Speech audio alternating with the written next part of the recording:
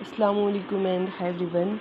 बच्चों, कल हमने किया था लास्ट लेक्चर में general characteristic of nitrogen family, और उसमें हमने कुछ करेक्टरिस्टिक्स डिस्कस करे थे, जैसे कि electronic configuration, then physical state, उसके बाद एटॉमिक एंड आयोनिक रेडियाई और आयोनाइजेशन एनर्जी एंड इलेक्ट्रोनेगेटिविटी। ठीक है, तो आज हम डिस्कस करने वाले हैं आगे की कुछ करेक्टरिस्टिक, जैसे कि नंबर 6 पे है हमारे पास इलेक्ट्रोपॉजिटिव कैरेक्टर। इलेक्ट्रोपॉजिटिव कैरेक्टर,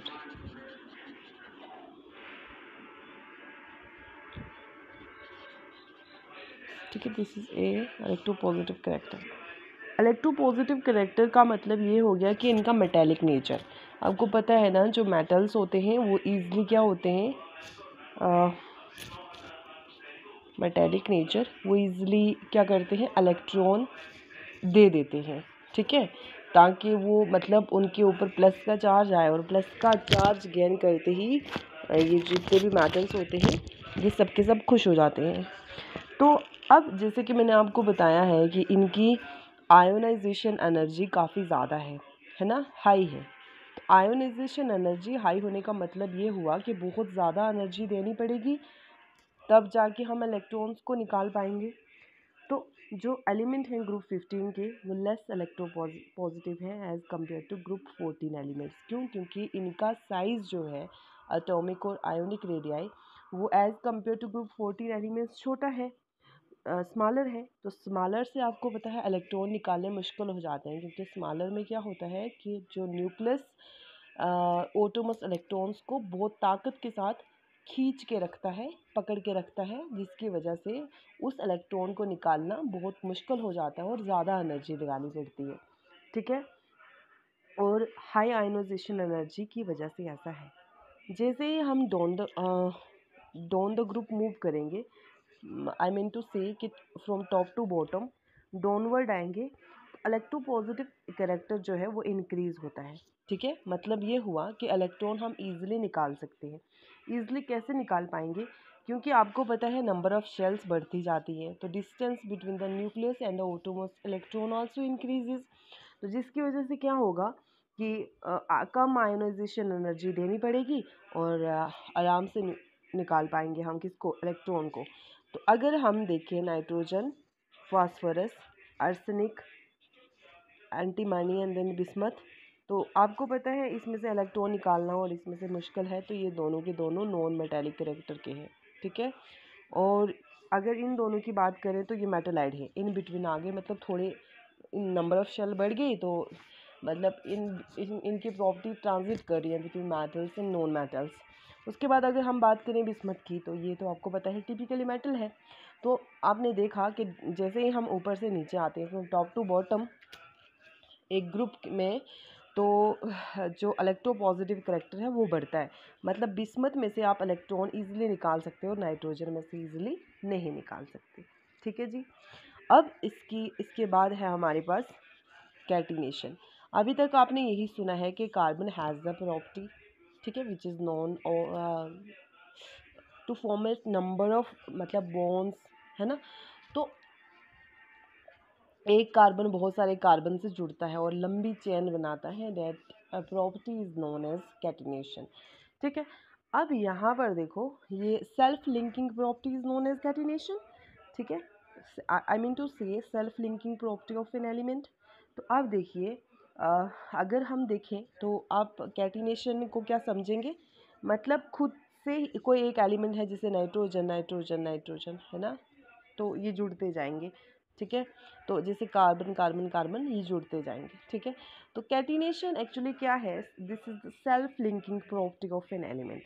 अब देखो, अगर हम बात करें सारे के सारे 15 ग्रुप के एलिमेंट्स की, तो नाइट्रोजन और बिस्मथ को छोड़ के, मतलब एन ना बाई, है ना, इन दोनों को छोड़ के नाइट्रोजन एंड बिस्मथ जो दूसरे मेंबर्स हैं, जैसे कि फास्फोरस हो गया, पापा ऐश्वर्या सब, है ना, ये शो करते हैं कैटिनेशन की प्रॉपर्टी को।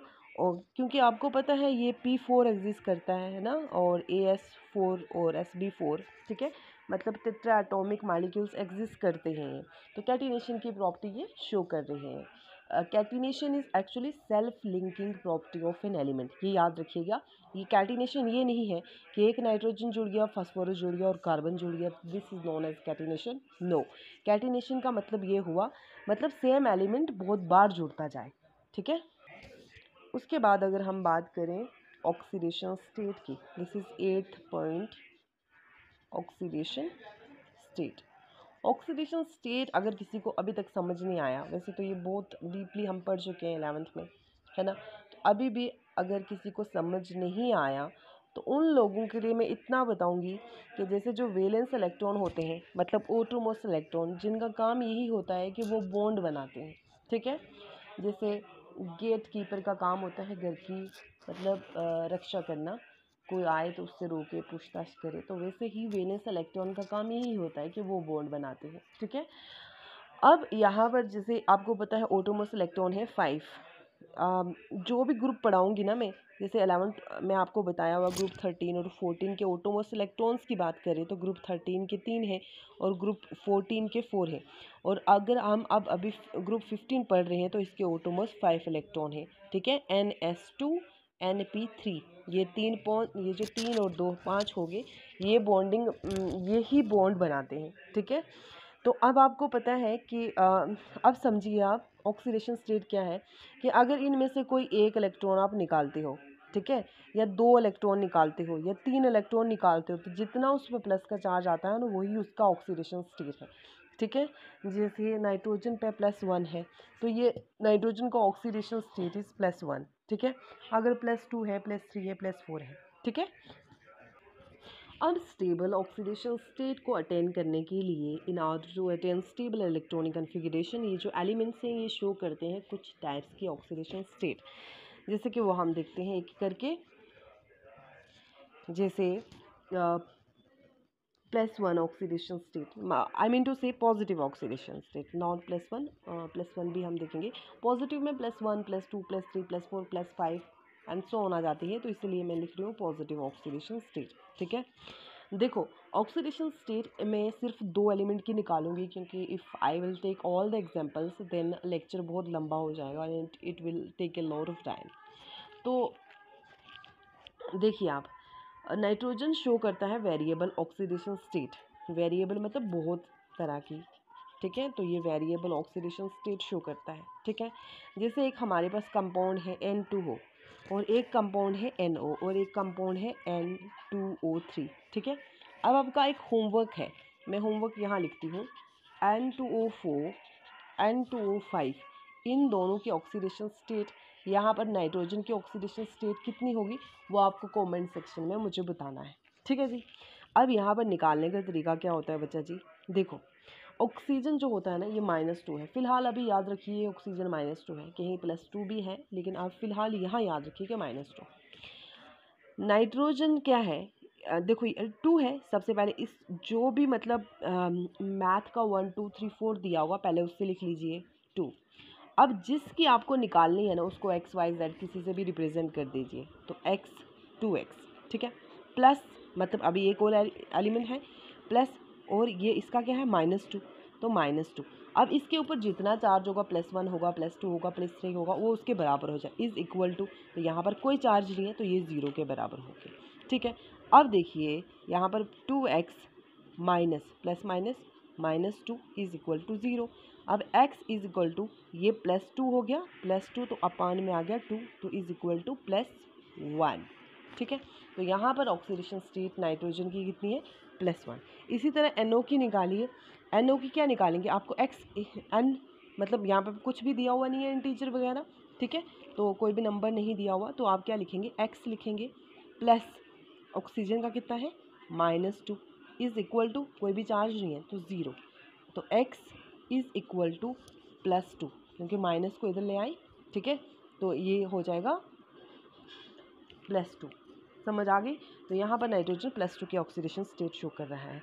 अब N2O3, तो पहले ये वाला 2 लिखेंगे, तो 2 फिर नाइट्रोजन की निकालनी है तो x, और प्लस हमारे पास क्या है, ये हमारे पास क्या है +3, ये वाला नंबर लिख लिया, और इसका कितना है -2, तो चार्ज कितना है 0, तो 2x प्लस माइनस माइनस ये कितना हो गया 6 इज इक्वल टू 0। तो x इज इक्वल टू ये 6 प्लस में आ जाएगा तो ये कितना हो जाएगा 3। तो x ये प्लस 3 में, ठीक है। अब बाकी की आप निकाल के मुझे बताएंगे। तो आपने देख लिया कि नाइट्रोजन जो है that is showing a positive oxidation state, ठीक है। अब फिर और भी बहुत सारे कंपाउंड है जैसे HNO3 है ना, तो ये हाइड्रोजन ग्रुप 1 का है तो इसकी ऑक्सीडेशन स्टेट है +1, ठीक है। और चलिए अब देखते हैं जो दूसरे एलिमेंट्स हैं वो भी ऑक्सीडेशन स्टेट शो करते हैं Np इलेक्ट्रॉन को लूज़ करके, ठीक है। और +5 ऑक्सीडेशन स्टेट शो करते हैं जब दोनों NS और NP के दोनों इलेक्ट्रॉन खो देंगे, 3 ये 2 ये 5 खो देंगे तो +1 और सिर्फ ये 3 खोएंगे तो +3। तो यहाँ से हमने कुछ कंक्लूड किया कि जो मेंबर हैं ग्रुप 15 एलिमेंट्स के ये 2 ऑक्सीडेशन स्टेट शो करते हैं, एक तो +5 +3, ठीक है। अब कुछ ये डोमिनेंट है मतलब ये शो करते हैं, बाकी आपने देखा +1 भी शो कर रहा है, हमने अभी निकाली है, ठीक है। कहाँ, हाँ +1 +2 उसके बाद +3 +4 +3 और 4 5 भी शो करते हैं, ठीक है। उसके बाद अगर देखा जाए तो जैसे ही हम डाउन द ग्रुप मूव करेंगे on moving down the group तो जो अगर दो ऑक्सीडेशन स्टेट की बात की जाए +3 और +5 की, तो जैसे ही हम डाउन द ग्रुप मूव करते हैं तो +5 ऑक्सीडेशन स्टेट जो है इसकी टेंडेंसी डिक्रीज़ करती है और ये कम स्टेबल होती रहती है, और +3 जो है वो ज़्यादा स्टेबल होती रहती है इनर्ट पेयर इफेक्ट की वजह से, due to inert pair effect, ठीक है। इनर्ट पेयर इफेक्ट में क्या होता है कि जो NS2 के ये जो 2 इलेक्ट्रॉन है ना ये बॉन्डिंग में ये बॉन्ड्स नहीं बनाते, मना कर देते कि नहीं हमें बॉन्ड नहीं बनाना, ठीक है। तो इसी को बोला जाता है इनर्ट पेयर इफेक्ट, ठीक है। अगर किसी को इनर्ट पेयर इफेक्ट अभी भी यहाँ, क्योंकि 11th में बहुत अच्छे से डिस्कस करा हुआ है, अगर नहीं समझ है तो फिर आप एक बार कमेंट सेक्शन में पूछ लीजिएगा या क्वेरी सेशन में, तो मैं इसको एक बार डिस्कस कर लूँगी कि इनर्ट पेयर इफेक्ट है क्या। थोड़ा सा मैंने यहाँ हिंट दे दिया कि ये वाले इलेक्ट्रॉन मतलब कारण क्या होता है वो नहीं बताया, रीज़न नहीं बताया, लेकिन ये बता दिया कि NS के इलेक्ट्रॉन बॉन्डिंग में पार्टिसिपेट नहीं करते, तो इसी को बोला जाता है इनर्ट पेयर इफेक्ट, ठीक है। समझ आ गई। तो इसीलिए अगर हम बात करें ये बिस्मथ Cl3 और बिस्मथ Cl5, तो पूछा जाए दोनों में ज़्यादा स्टेबल कौन सा है, तो this one will be more stable as compare to BiCl5, क्योंकि यहाँ +5 ऑक्सीडेशन स्टेट है और यहाँ पर +3 है, ठीक है। क्योंकि क्लोरीन पे एक नेगेटिव है तो एक नेगेटिव को बैलेंस करने के एक पॉजिटिव, तो इसलिए अगर यहाँ 5 नेगेटिव है तो यहाँ 5 पॉजिटिव, यहाँ 3 नेगेटिव है तो यहाँ 3 पॉजिटिव, ठीक है। ये भी एक तरीका है निकालने का ऑक्सीडेशन स्टेट है, जिसका मैंने आपको बताया वो वाला ज़्यादा अच्छा है। उसके बाद दूसरी बात नेगेटिव ऑक्सीडेशन स्टेट, पॉजिटिव आपने देख लिया तो नेगेटिव ऑक्सीडेशन स्टेट देखो, ये जो एलिमेंट है ये शो करते हैं नेगेटिव ऑक्सीडेशन स्टेट इलेक्ट्रॉन को गेन करके, एक लेस इलेक्ट्रोनेगेटिव एटम से इलेक्ट्रॉन को गेन कर लेंगे, ठीक है। जैसे Mg3N2, ठीक है। तो इसकी ऑक्सीडेशन स्टेट चलिए निकालते हैं, तो एक मैं निकालूंगी, बाकी एग्जांपल आप खुद ट्राई करिएगा। देखो सबसे पहले 3 लिखेंगे, हाँ। उसके बाद Mg, ये ग्रुप सेकंड का है, ग्रुप सेकंड का जो ऑक्सीडेशन स्टेट है डेट इज़ +2, ठीक है, +2 प्लस ये नाइट्रोजन है अभी, अब ये भी बचा हुआ है और नाइट्रोजन का हमने निकालना है X2 कोई भी चार्ज नहीं है =0, ठीक है। अब ये 3 to the 6 प्लस और ये 2x इज इक्वल टू 0, अब 2x इज इक्वल टू -6 लिख सकते हैं। अब लिखेंगे x is equal to -6 divided by 2 is equal to -3, तो ये नेगेटिव ऑक्सीडेशन स्टेट भी शो करते हैं। तो नेगेटिव ऑक्सीडेशन स्टेट -3 सारे एलिमेंट शो करेंगे, nitrogen, phosphorus, arsenic, antimony, bismuth, ठीक है। उसके बाद ये -1 ऑक्सीडेशन स्टेट भी शो करते हैं, ठीक है। नाइट्रोजन जो है जैसे इस वाले ये कंपाउंड में निकाल के देखिएगा आप NH2OH, ठीक है। तो यहाँ पर nitrogen is showing -1 oxidation state, ठीक है। हाइड्रोजन +1 है, ऑक्सीजन -2 है, तो नाइट्रोजन की निकल के आएगी आपके पास -1, ठीक है। चलो यहाँ पर ऑक्सीडेशन स्टेट शो हुई, मतलब ऑक्सीडेशन स्टेट का किस्सा ख़त्म हुआ। लेकिन आपको जो कंक्लूजन में एक चीज़ याद रखनी है कि जैसे ही हम डाउन द ग्रुप जाएंगे ग्रुप 15 एलिमेंट में, तो +5 की जो स्टेबिलिटी है ऑक्सीडेशन स्टेट की वो डिक्रीज़ होती है और +3 की इंक्रीज़ होती है इनर्ट पेयर इफेक्ट की वजह से, ठीक है। अब चलते हैं हमारे अगले टॉपिक पे, अगले पॉइंट पे, जो कि है एलोट्रॉपी। एलोट्रॉपी का मतलब क्या होता है, एलोट्रॉपी। एलोट्रॉपी का मतलब होता है कि कोई एक element more than one form में एग्जिस्ट करे, ठीक है, that is known as allotropy.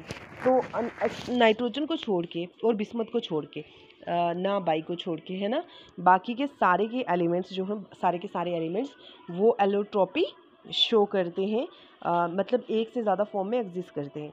Phosphorus जो है वो, जैसे कि वाइट फास्फोरस आपने सुना होगा, रेड फास्फोरस सुना होगा, black phosphorus, violet phosphorus. Arsenic की बात करें तो grey arsenic, yellow arsenic, black arsenic. Antimony की बात करें, येलो एंटीमनी, ब्लैक एंटीमनी, ठीक है। उसके बाद डेंसिटी की बात करें तो डेंसिटी मास पर वॉल्यूम, मतलब कितना उसके अंदर कंटेंट है, मास है, मैटर है, और वॉल्यूम कितना घेर रहा है। तो देखो डेंसिटी कैसे बढ़ेगी, जितना ज़्यादा मास नंबर बढ़ेगा उतनी ज़्यादा डेंसिटी बढ़ेगी। तो mass number down the group तो बढ़ता है ना।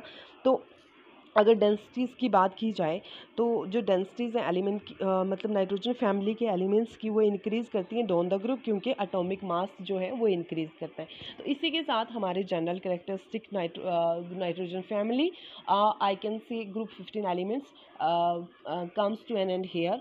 और इसके बाद हम अब अगले वाला टॉपिक नेक्स्ट लेक्चर में स्टार्ट करेंगे। तो आज के लिए इतना ही, थैंक यू।